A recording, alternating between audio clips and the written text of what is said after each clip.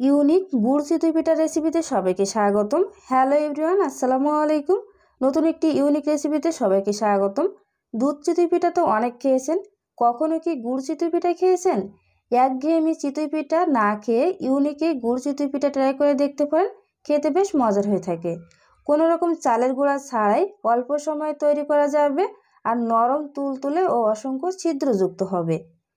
একটি ব্যাটার দিয়ে সাদা চিতই পিঠা ও গুড়ের চিতই পিঠা তৈরি করে দেখাবো।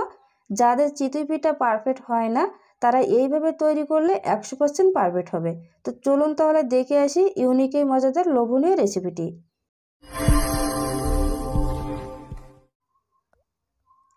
আজকের রেসিপিতে আমি কোনো রকম চালের গুঁড়া ছাড়াই যেহেতু পিঠা তৈরি করে দেখাবো, এই জন্য এখানে আমি চাল নিয়েছি। ছোটো পাত্রে আছে হাফ কাপ পরিমাণ সিদ্ধ চাল, মানে ভাতের চাল।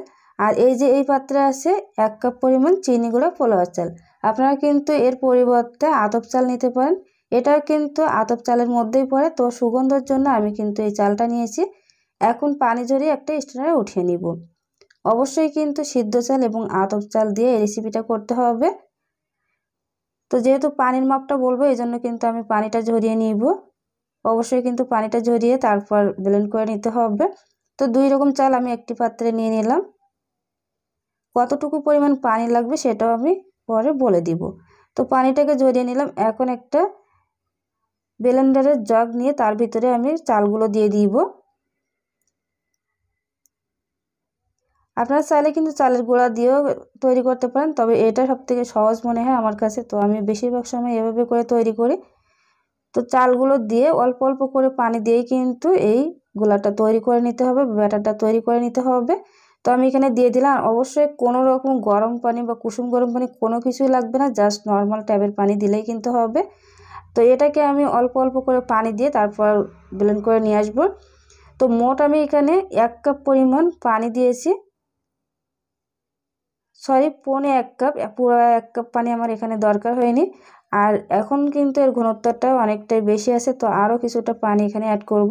তো আমি একটা স্ট্যান্ডার দিয়ে সেঁকে নিলাম।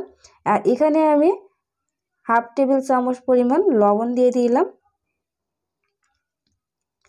লবণটা দিয়ে আপনারা চাইলে হাত দিয়ে একটু মিশিয়ে নিতে পারেন, বা একটা কাঁটা চামচের সাহায্যে কিন্তু ভালোভাবে মিশিয়ে নিতে পারেন।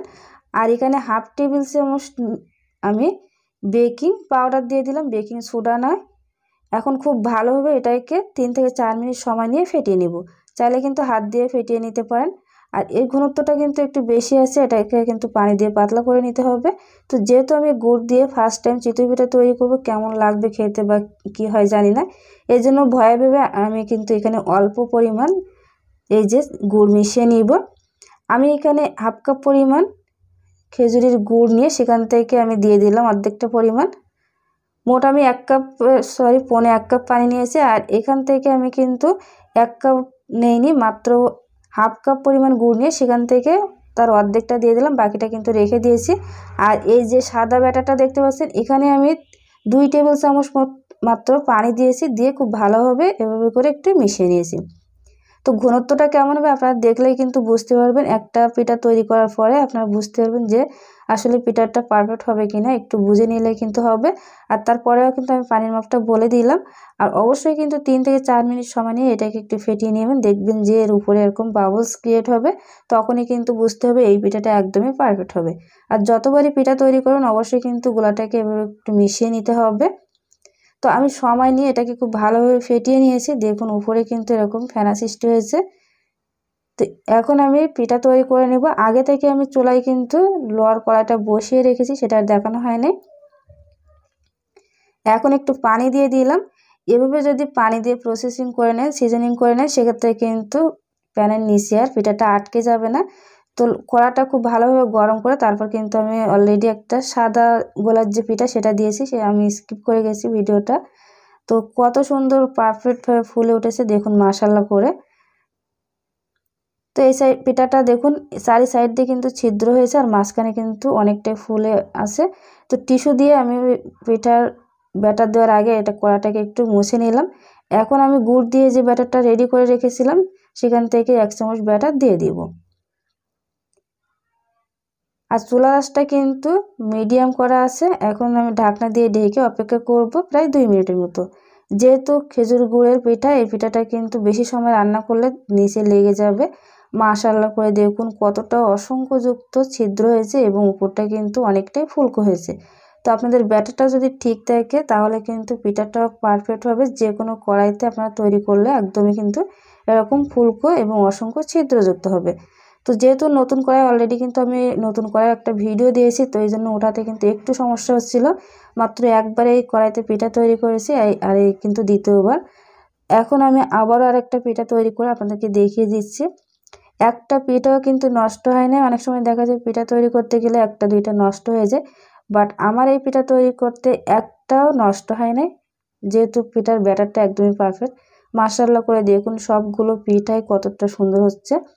চারি সাইডে কিন্তু অসংখ্য ছিদ্র, আর মাঝখানে দেখুন কতটা ফুলকো হয়েছে।